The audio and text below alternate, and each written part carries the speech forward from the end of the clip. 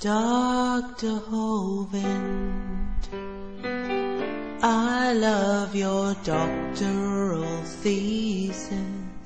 I've torn it to pieces with house and gaffle. I can't remember when I last pissed myself laughing. It's a good thing the thesis mopped the piss off the floor. Welcome to part 7 of this read-through and peer review of Kent Hovind's doctoral dissertation, which was published on wikileaks.org on December the 9th, 2009. If you have not seen the previous parts, then I recommend that you go back and see those first, as in this episode I will start exactly where I left off in the last. Last time, Kent got the good book out. No, not the one with the pop-up pictures, the Bible, and he continues in this episode. Let's continue to ascend Mount Stupid. Kent continues. I personally believe that Satan fell from heaven about 100 years after the creation of Adam and Eve. Way to go, Kent, reading between the lines and making shit up. It doesn't say anything like that in the Bible, does it, Kent? I believe that he watched Adam and Eve have fellowship with their Creator, with pride and envy in his heart. Fellowship. Believe what you want, Kent. The Bible doesn't say anything about that. He had been God's choir director since he was created. And feel free to insert the playing with God's organ joke of your choice at this point. His desire to be God was thwarted when God cast him out of heaven. And you don't exactly state why he was thrown out of heaven there, Kent. Was it for interfering with the choir boys? Oh no, that's correct. For that, you just get moved to another parish. But I digress. Kent continues. Ezekiel 28 tells of Ezekiel taking up a prophecy against Tyrus. Tell me, Kent, did Ezekiel write it before or after the prophecy came true? It is obvious from the context that the king of Tyre is a picture or a type of Satan.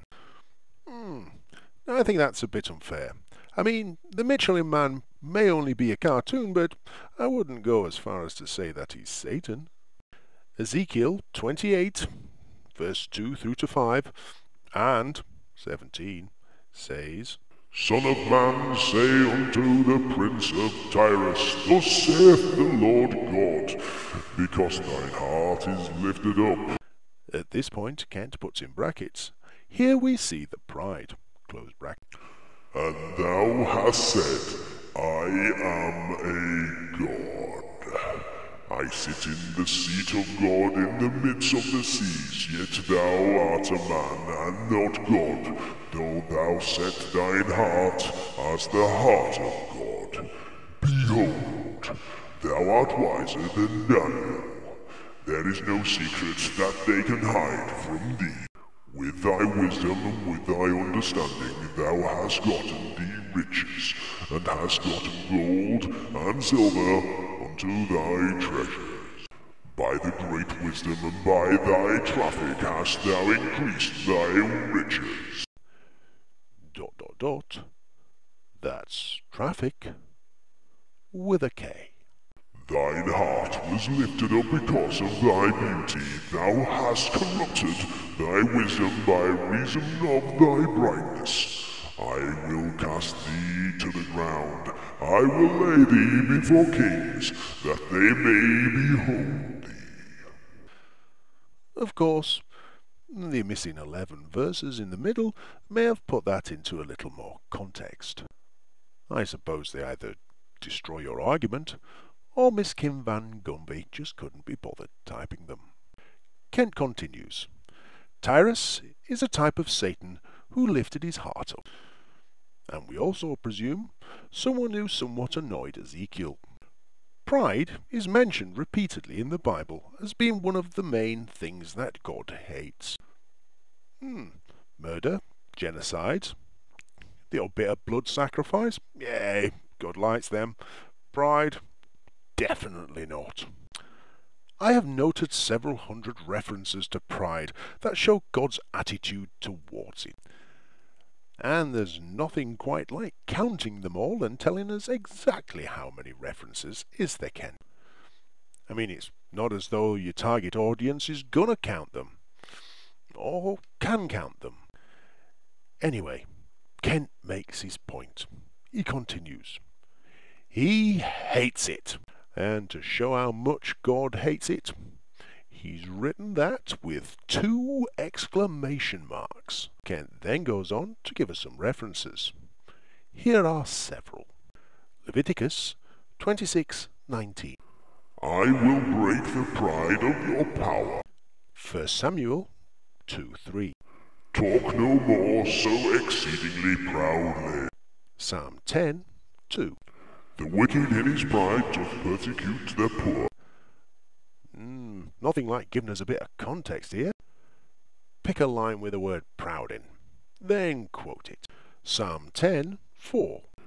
The wicked through the pride of his countenance will not seek after God. ... Duh, they're wicked. Psalm 73:6. Pride compasses them about as a chain. ... Psalm 101:5. Him that hath an high look and a proud heart will I not suffer. And him that talks bullshit, I will not suffer. Psalm 119:21. Thou hast rebuked the proud. ...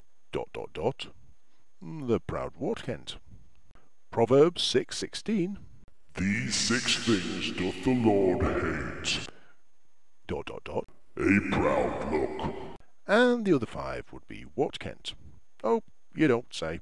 Never mind. Proverbs 8:13. Pride and arrogancy. ... Do I hate. What was wrong with the middle of the sentence, Kent? Proverbs 13:10. Only by pride cometh contention. So if you're proud, you're content. What a bloody killjoy. Proverbs 15:25. The Lord will destroy the house of the proud. ... The proud what, Kent? The proud man who wants a set of bookshelves knocking up? Doesn't say much for his carpentry skills now, does it? Proverbs 16:5. Everyone that is proud in the heart is an abomination to the Lord. ... This Lord is a real miserable bastard, isn't he? Proverbs 16:8. Pride goeth before destruction. ... I don't know. A bit like non-payment goes before incarceration. Proverbs 21:4. An high look and a proud heart ... is sin. Like writing the middle of that sentence, I guess. Isaiah 14:12 through to 16. As in the 9-line quotation from 2 pages ago. Satan's fall. I will ascend. ... The concise version. Jeremiah 9:23. Let not wise man glory in his wisdom, neither let the mighty man glory in his might. Let not the rich man glory in his riches. ... We presume that continues, that the dumbass may glory in his stupidity, but the rich man not glory in his riches because he didn't pay his tax and the IRS have seized all his property?